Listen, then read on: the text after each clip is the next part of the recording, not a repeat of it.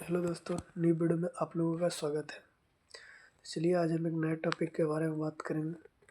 जिस टॉपिक का नाम है भारत में यूरोपीय कंपनी का आगमन। हम लोग देखेंगे यूरोपीय कंपनियों का आगमन भारत में कैसे कैसे हुआ था।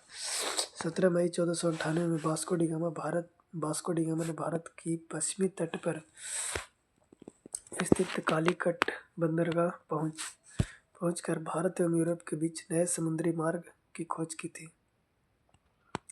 1505 में फ्रांसिस्को द अल्मेडा भारत में प्रथम पुर्तगाली वायसराय बनकर आया।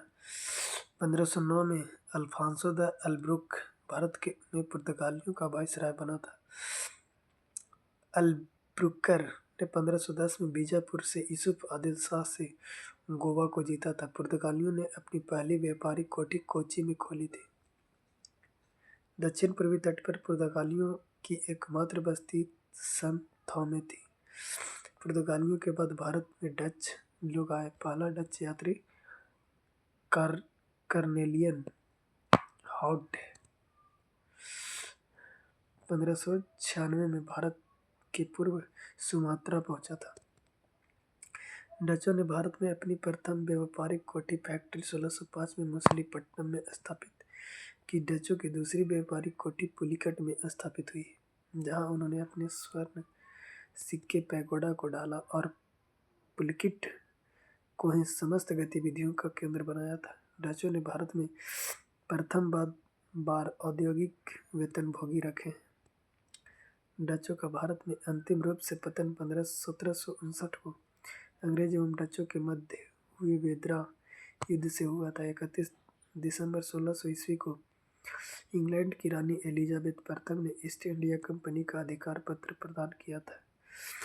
प्रारंभ में ईस्ट इंडिया कंपनी में 217 साझेदार थे और पहला गवर्नर थॉमस स्मिथ था। मुगल दरबार में जाने वाला प्रथम अंग्रेज कैप्टन हॉकिंस था, जो जेम्स प्रथम के राजदूत के रूप में अप्रैल 1609 में जहांगीर के दरबार में आया था। भारत आने वाला पहला अंग्रेजी जहाज रेड ड्रैगन है।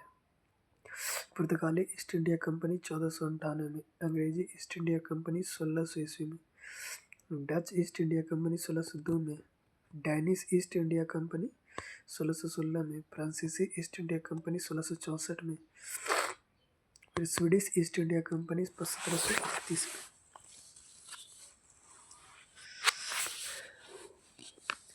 1611 में दक्षिण पूर्वी समुद्र तट पर सर्वप्रथम अंग्रेज ने मछलीपट्टनम में व्यापारिक कोठी की स्थापना की थी। जहांगीर ने 1613 में एक फरमान जारी कर अंग्रेजों को सूरत में थॉमस एल्बर्थ के अधीन व्यापारिक कोठी फैक्ट्री खोलने की इजाज़त दी थी। पूर्वी तट पर अंग्रेजों ने अपना प्रथम व्यापारिक कोठी मछलीपट्टनम में 1611 में खोला, जबकि पश्चिमी तट पर सूरत में 1613 में व्यापारिक कोठी स्थापित किया था। पहली बार सूरत में 1608 में व्यापारिक कोठी स्थापित करने का प्रयास किया गया था। 1615 में सम्राट जेम्स प्रथम ने सर टॉमस रो को अपना राजदूत बनाकर मुगल सम्राट जहांगीर के दरबार में भेजा। फरवरी 1619 तक भारत में रहा। रो जहांगीर एवं खुर्रम शाहजहां से अंग्रेज के लिए कुछ व्यापारिक छूट प्राप्त करने में सफल हुआ था। 1632 में गोलकुंडा के सुल्तान ने अंग्रेजों को एक सुनहला फरमान, गोल्डन फरमान दिया, जिसके अनुसार अंग्रेज सुल्तान को 500 पैगोडा वार्षिक कर देकर गोलकुंडा राज्य के बंदरगाह पर स्वतंत्र पूर्वक व्यापार कर रहे थे। 1639 में अंग्रेज फ्रांसीसी डे ने चंद्रगिरी के राजा से समुद्र पट्टे पर लिया एवं वहीं एक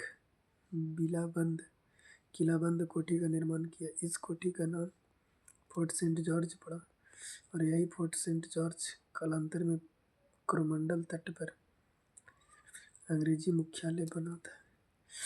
1661 में पुर्तगाली राजकुमारी कैथरीन ऑफ ब्रेगेंजा ब्रिटेन के राजकुमार चार्ल्स द्वितीय का विवाह हुआ।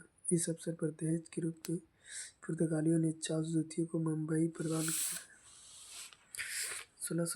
1968 में चार्ल्स द्वितीय ने मुंबई को 10 पैगॉन्ड के वार्षिक किराए पर ईस्ट इंडिया कंपनी को दे दिया।